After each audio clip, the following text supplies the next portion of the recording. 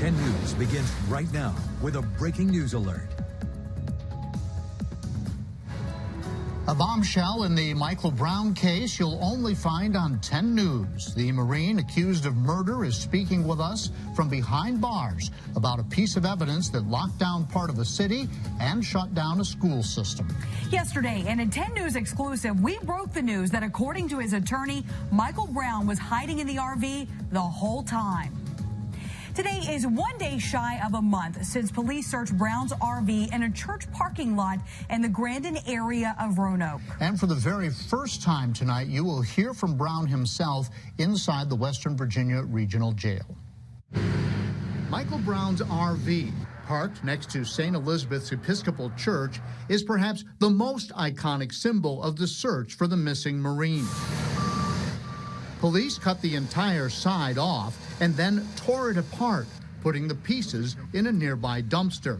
And yet, Brown, as confirmed to 10 News by numerous sources, including his attorney, was hidden inside the entire time. And tonight, we have confirmation from Brown himself. He contacted 10 News from the regional jail with the following statement, quote, "As for the RV, I feel reluctant to talk about it as I'm a big supporter of police and I don't want to say anything that might be seen as embarrassing to any police department. I think they did as good a job as anyone could have done, and I don't fault them for not having found me." We still don't know where Brown could have been hiding in the vehicle, though sources say it was behind a cabinet and near the top. Sources also confirm Brown was still in the RV when it was towed from the church parking lot, where numerous media outlets, including 10 News, presented live broadcasts on November 14th, the night of a massive manhunt for Brown. The Franklin County Sheriff's Office, which is the lead agency in the Brown case, responded with a written statement today reading, "We have been aware of that rumor since Brown was arrested. We have been investigating that information and cannot confirm that Brown was in the RV at the time. This is an ongoing criminal investigation, and we will continue to investigate any new information that becomes available." We sat down with a law enforcement expert to discuss this new information in the Michael Brown case. Todd Burke tells us the efforts to find Brown in Grandin all came down to communication. That's because there were multiple agencies working the case. Burke says it was complicated because of how many places Brown had been at that point. In some situations, this could just be a matter of embarrassment, or it could be a matter of life and death, depending on how things turn out. Burke tells us high-profile searches like this are usually reviewed by the agency in charge to see if any errors were made. Let's put this all into perspective for you. It began just over a month ago on November 9th in Franklin County, where deputies say Brown killed his mother's boyfriend, Rodney Brown, at his home in Hardy. Authorities found the suspect's car almost 5 hours away in South Carolina. Then on November 14th, Brown was spotted on Tillett Road in Roanoke, where police say he was tapping on his grandmother's window. Moments later, police found his RV outside of St. Elizabeth's Episcopal Church, which is now where we were told Brown was hiding out inside of that RV. In the days that followed, there were searches in Franklin County, Roanoke, and all the way out into the New River Valley. It wasn't until November the 27th Brown was located and arrested at the home of the murder. We shot this exclusive video of Brown as he was on his way to the magistrate's office. And obviously, this is a story that continues to develop. We are working for you to track down every single angle. Be the first to know by downloading the 10 News app to get alerts sent straight to your phone, or go to our website, WSLS.com. Turning now to your forecast, what started out as an icy morning has turned into just kind of a raw, cold, and rainy night. And that has put a damper on many Christmas festivities that were planned for this evening. Yeah, we want to give you a live look from the New River Valley. Early this morning, the weather forced Christiansburg to push back its parade to Monday, and Roanoke canceled its Dickens of a Christmas parade in downtown. And as you can see from this morning, nearly everything was covered in sheets of ice. VDOT said its work ahead of time did help them get ready. Sometimes, ice is very different than snow. So handling an ice situation, this was good that we were able to get out there and go through our processes like we normally do, but keeping ice in mind instead of snow. Your local weather authority is tracking this wet, cold weather. Meteorologist Delaney Warden joins us now. So Delaney, is this going to stick around? Is it going to ruin our weekend? Not the entire weekend, but we're continuing to see this tonight and even as we start off our Saturday. So something to keep in mind if you have any outdoor plans. You can see this entire system is the reason why we won't be done with the rain just yet. All of this rain extending well to our south into even areas of South Carolina, moving towards the north and northeast. We are still seeing some of that rain now. Not all of that rain showing up on radar. Some of us still dealing with drizzle. That is so light that it actually can't be picked up on radar. However, we are seeing some heavier rain towards the east of the parkway, the heaviest of the rain in portions of the NRV, as well as south side. Getting a closer look, South Boston, you're dealing with some heavy rain right now that extends up towards even Charlottes County, back towards Danville. This will continue, so if you have plans to head out soon, give yourself a few extra minutes. Could be dealing with some flooding on the roads. I'll continue to bring you updates on when this system is expected to move out of our area coming up in your full forecast. John. Thank you, Delaney. A major initiative on the table could change the future of education in the Commonwealth. Community college could soon be free for students all across Virginia. It's part of the governor's G3 initiative, a $145 million tuition-free community college program. It would give low and middle-income students going into healthcare, information technology, or the skills trades a $1,000 grant per semester. Central Virginia Community College officials say the new program would help increase enrollment and fill positions. We do those programs now. We're going to enhance those programs. This is significant because it's going to give access to folks who may not be able to come to college now. And so for folks who want to come to college or want to earn a credential to get a job, this is sort of the spark that'll help them. School leaders tell 10 News if the initiative passes, students who qualify may be eligible for the program by summer and fall of 2020. Popular holiday gifts could be putting your family at risk. What you need to know before you buy a smart device. He said, "Mommy, I'm sorry I got cancer because it made you lose your job." A mother without a job as she cares for her son, why she says her boss fired her, and what she's doing to make things right. The latest tech gadgets make great gifts this holiday season, but as we've shown you here on 10 News, hackers have gained access to Ring doorbell cameras and other smart devices. We're working for you to make sure this doesn't happen to your family. We talked with a local expert at Brambleton Computer in Roanoke. Yeah, he says to protect yourself, get the latest Wi-Fi router models, which have added protection against hackers, and then use two-factor authentication, which signs in with 2 different passwords. If you're not sure if you are at risk, do your research or ask professionals for help.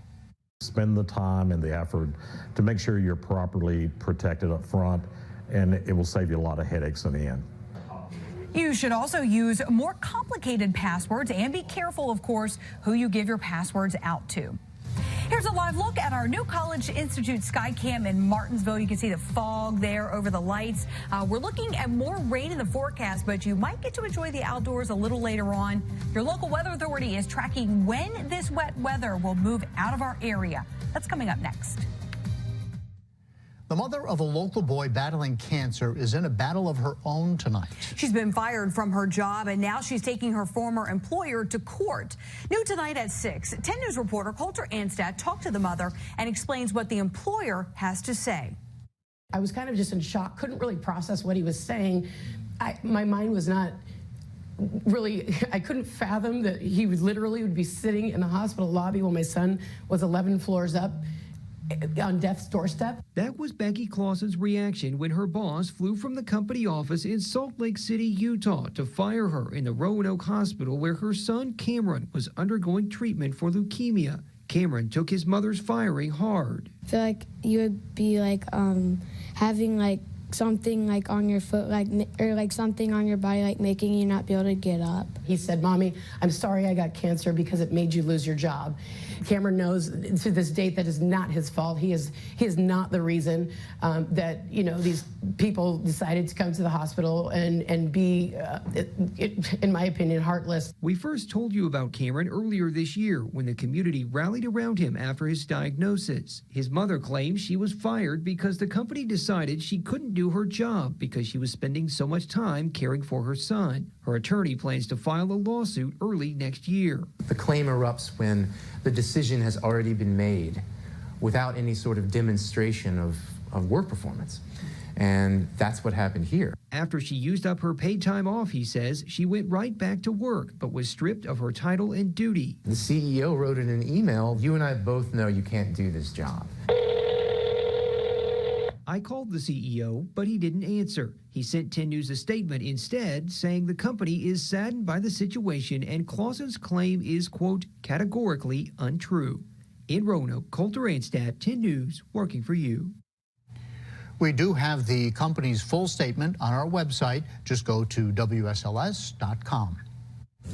Still tracking rain this evening, though luckily no longer dealing with the freezing rain that caused some road conditions this morning. We are looking live from our sky cam at the Roanoke-Blacksburg Regional Airport, seeing those low clouds. Luckily, with all this cloud cover, though, that's going to help to keep us a little bit warmer. I know it's already cold out there, but if our temperatures drop even a little bit more, that's when we're going to start to deal with that potential for freezing rain. So if these temperatures stay warmer, that's some good news. You also saw those low clouds.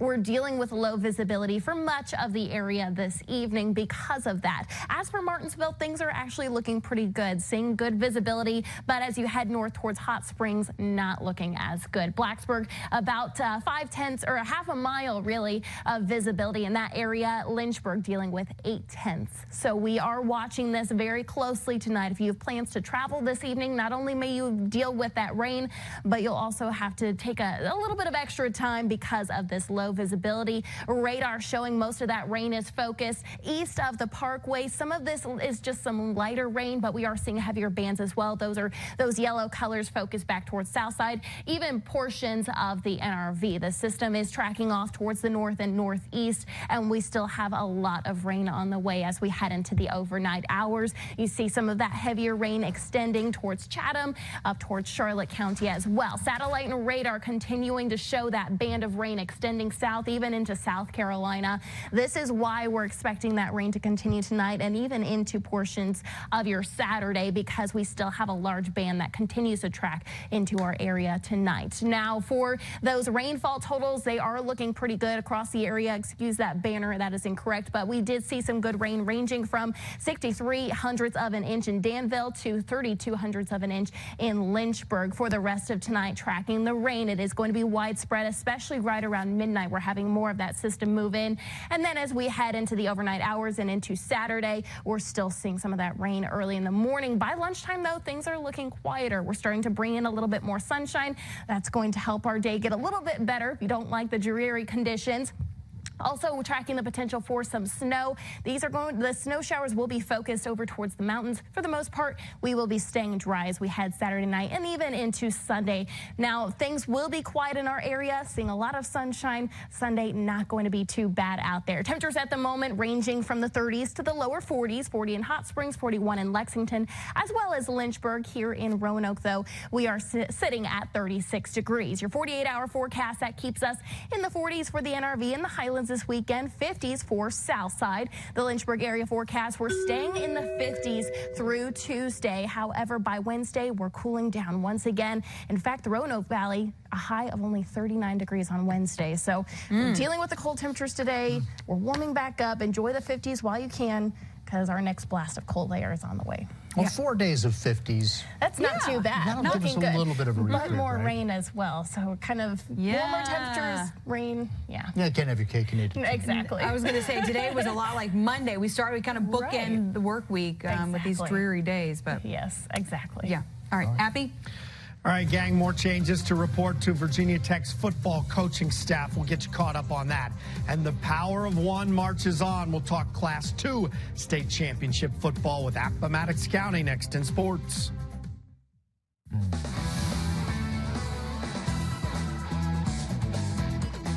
All righty, a blast from the past returns to Blacksburg. As you can tell by this old file video, Virginia Tech announces today All-American defensive end Darryl Tapp returning to Blacksburg to be a defensive assistant coach. Tapp was a second-round pick in 2006 by Seattle, had a highly successful 12-year pro playing career. He's coached at Vanderbilt, Central Michigan, and now the former 7'5" star will coach under the new coordinator, Justin Hamilton. Tech also confirms Tracy Claeys will be added as a linebackers coach. He's a former head coach at Minnesota, who most recently served as a defensive coordinator at Washington State. To the prep ranks now, and our third area team seeking state gold tomorrow, the Power of One. Appomattox is back in the title tilt. The Raiders of Coach Doug Smith won 3 consecutive titles, 2015 through 2017. They were ousted last season by a good Radford team, and they finished the year 10-2. But after losing 2 of their first 3 this season, Appomattox hasn't lost since September 13th. And the Power of One has once again come together, playing for team instead of self. Stewart's draft is all that remains between them and a 4th title in 5 seasons. I can't tell you how important it is for this group to hang together. You can see, we don't have crazy numbers, but we got a lot of heart. There's a lot of heart on this team, and they don't give up. They're not going to give up. And, you can see guys doing a little limping here and there, but, then they're coming back strong because they just believe that if there's something left, they're going to give it. It always feels different. Every year feels different. Every year is always a new experience because our kids are different. There's different personalities, come from different families, but one thing is perfect about this group is their love for each other, and that's what makes them play like they do. All righty, so here's the rundown of our trio of Southwest Virginia teams playing for state titles. Undefeated Lord Botetourt and Hopewell's at Liberty at noon. Galax in Class 1 and Appomattox in Class 2 play back-to-back in Salem. Those games are noon and 4:30. It is another College Cup for UVA soccer, their 13th in school history. This is the NCAA Soccer World version of the Final Four in men's competition. It gets underway tonight in Cary, North Carolina. Virginia and Wake Forest square off in a national semifinal 8:30 tonight. Top-ranked UVA defeated the Demon Deacs in the ACC semis. That was 1-0 a couple weeks ago. The other semifinal, Georgetown and the 7-seed Stanford, already underway as I speak. Some news and notes for you. The former NBA Commissioner David Stern needed emergency brain surgery Thursday afternoon. Meantime, the Redskins got injuries, have placed Ryan Kerrigan on IR with a calf injury, so he won't be returning. And the Steelers aren't getting their top receiver back. He is still nursing a knee issue. 3 little words, one big highlight, cut it out. The Red Wings have Philip Roenick from behind his own net into the empty net. Oh, wow. That's about as far away as you can be. And as you watch it in slow-mo, I will tell you that is not as easy as the pros make it look. You could stand back there for about a week shooting pucks and not hit that, but nonetheless, the pros can do it. Was the buzzer running out or something? Well, yeah, it was the last minute or so of the game. That's when people pull their goalie for the extra attacker, and it backfired. Yeah, didn't work out. Didn't work out. No. There you go. Wow. NBC Nightly News is coming up next. And we'll see you back here at 7.